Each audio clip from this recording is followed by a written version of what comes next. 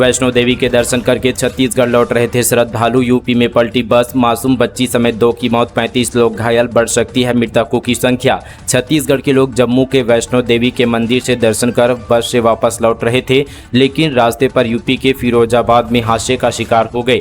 बीते तड़के 3:30 बजे आगरा लखनऊ एक्सप्रेसवे पर श्रद्धालुओं से भरी बस पलट गई। हादसे में मासूम बच्ची समेत 2 लोगों की मौत हो गई, वहीं 35 लोग घायल हो गए। बताया जा रहा है कि मृतकों की संख्या और बढ़ सकती है। छत्तीसगढ़ में कोषालयों में होगा पेपरलेस का काम। ई बिल सिस्टम से बढ़ेगी पारदर्शिता। राज्य के सभी कोषालयों में जुलाई महीने में ई बिल की व्यवस्था लागू कर दी जाएगी। इससे पहले कोषालय को भेजे जाने वाले दस्तावेजों में ई बिल की सिस्टम की अनिवार्यता लागू नहीं थी, लेकिन जुलाई से इसकी अनिवार्यता लागू होने वाली है। ई बिल की व्यवस्था न सिर्फ मासिक वेतन के भुगतान के लिए बल्कि मेडिकल क्लेश सहित सभी प्रकार के बिलों को अब ई बिल के माध्यम से ऑनलाइन प्रस्तुत किया जाना है। कोषालय में जाकर मोटी फाइल प्रस्तुत करने के बजाय अब ऑनलाइन प्रकरण प्रस्तुत करना होगा।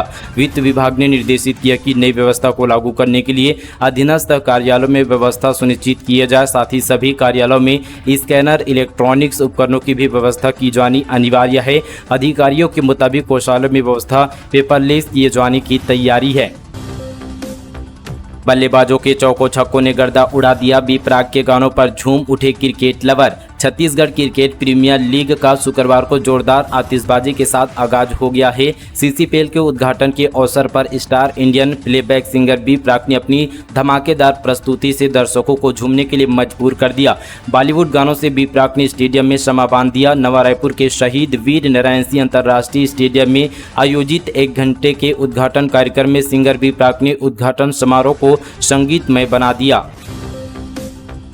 शायद सरकार ने आरक्षण के प्रावधानों को लेकर लिया बड़ा फैसला। मंत्री रामविचार नेताम की अध्यक्षता में समिति का गठन। छत्तीसगढ़ में आरक्षण का मुद्दा हमेशा गरमाया रहता है, चाहे विधानसभा चुनाव हो गया, फिर भी यहाँ पर विधानसभा सत्र की ये मुद्दा हमेशा हॉट रहता है। पिछली सरकार में भी आदिवासी आरक्षण के मुद्दे को लेकर पक्ष और विपक्ष के बीच जमकर खींचातानी देखने को मिली थी। वहीं अब प्रदेश की विष्णुदेव साय सरकार ने आरक्षण को लेकर एक बड़ा फैसला लिया है। सरकार ने आरक्षण प्रावधानों को लेकर एक समिति का गठन किया है। मिली जानकारी के अनुसार प्रदेश सरकार ने आरक्षण प्रावधानों को लेकर कैबिनेट मंत्री रामविचार नेताम की अध्यक्षता में एक समिति का गठन किया है। इस समिति में मंत्री रामविचार नेताम के अलावा गोमती साय और तमाम यहां पर और मंत्री हैं। वहीं सामान्य प्रशासन और आदिम जाति विभाग के सचिव भी समिति का हिस्सा होंगे। समिति को 2 साल के भीतर अपना रिपोर्ट प्रस्तुत करेगी। आरक्षण समिति को लेकर मंत्री रामविचार नेताम ने मीडिया से बातचीत करते हुए कहा कि आरक्षण, पदोन्नति जैसे विषय उपेक्षित पड़े थे, लेकिन हमारी सरकार ने इस विषय पर विशेष ध्यान देते हुए समिति का गठन किया। मेरी अध्यक्षता में समिति का गठन हुआ है। जल्द ही जी एडिट ट्रायल के अधिकारी से बैठक हुई। बैठक में समिति के कार्यक्षेत्र पर विचार होगा। इस समिति में सभी पहलू पर न्यायसंगत निर्णय लिया जाएगा। बीजेपी, टीडीपी, जेडीयू तीनों को चाहिए ईडी वाली मिनिस्ट्री। चुनाव हारकर भी स्मृति और बलियान बनेंगे मंत्री। यूपी, राजस्थान, गुजरात को झटका। पीएम मोदी के तीसरी बार प्रधानमंत्री बनने की तैयारी के बीच मंत्रिमंडल की माथापच्ची भी चल रही है। बीजेपी इस बार अकेले बहुमत हासिल नहीं कर पाई, इसलिए सहयोगी पार्टी की भी सुननी होगी। पहले दोनों सहयोगी नीतीश और चंद्रबाबू नायडू की डिमांड पूरी करनी होगी, फिर अपने सांसदों को एडजस्ट करना होगा। इसके लिए बीजेपी यूपी, राजस्थान और गुजरात से मंत्री कम कर सकती है। माना जा रहा है कि टीडीपी 4, जेडीयू 3 और एलजेपी और शिवसेना को 2-2 मंत्री पद मिल सकते हैं। हालांकि नीतीश ने 4 कैबिनेट और 1 राज्य मंत्री पद की डिमांड रखी है। खबर है कि बीजेपी के बाद एनडीए की सबसे बड़ी यहाँ पर पार्टी टीडीपी और जेडीयू स्पीकर के पद साथ वित्त मंत्रालय मांग रहे हैं। इसकी वजह की जांच एजेंसी ईडी वित्त मंत्रालय के तहत आती है। डोंगरगढ़ में मंदिर ट्रस्ट के अध्यक्ष के ठिकानों पर ईडी का छापा। सुबह 5 बजे से चल रही है कार्यवाही। लोकसभा चुनाव के परिणाम सामने आते छत्तीसगढ़ में ईडी केंद्रीय परिवर्तन निर्देशालय एक बार फिर से छत्तीसगढ़ में एक्टिव हो गई है। ईडी ने आज यहां पर रायपुर और राजनांदगांव जिले के धर्म नगरी डोंगरगढ़ में दबिश दी है। ईडी ने मां बमलेश्वरी मंदिर ट्रस्ट के अध्यक्ष और डोंगरगढ़ राइस मिल एसोसिएशन के अध्यक्ष मनोज अग्रवाल के रायपुर और डोंगरगढ़ स्थित ठिकानों पर ईडी की छापेमारी चल रही है। छत्तीसगढ़ में 40 गांव में फ्लोराइड युक्त पानी, 40 प्लांट में 7 करोड़ खर्च, 4 महीने में सभी बंद, पीले पड़ गए हैं ग्रामीणों के दांत। छत्तीसगढ़ के गरियाबंद में देवभोग तहसील के 40 गांव के लोग फ्लोराइड युक्त पानी पीने को बेबस हैं।